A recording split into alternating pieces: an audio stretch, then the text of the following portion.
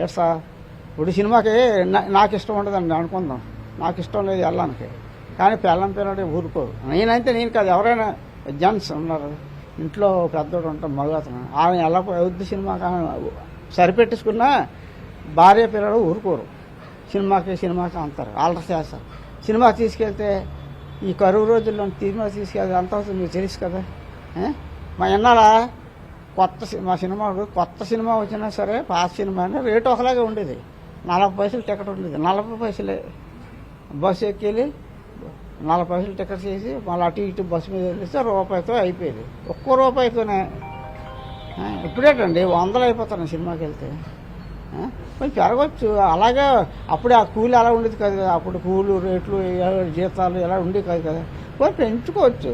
ఇదేటండి 100 ఒక్కొక్క సినిమా టికెట్లోనే. 2 పిల్లలు ఉన్నోళ్ళు భార్య అని తీసుకొని వెళ్తే ఈయన మొత్తం 5 వెళ్ళారనుకోండి, ఆడ మటాస్ ఈ నెలలు సంపాదించంతా మటాస్. తిన్నంతకి ఎలా వస్తుంది?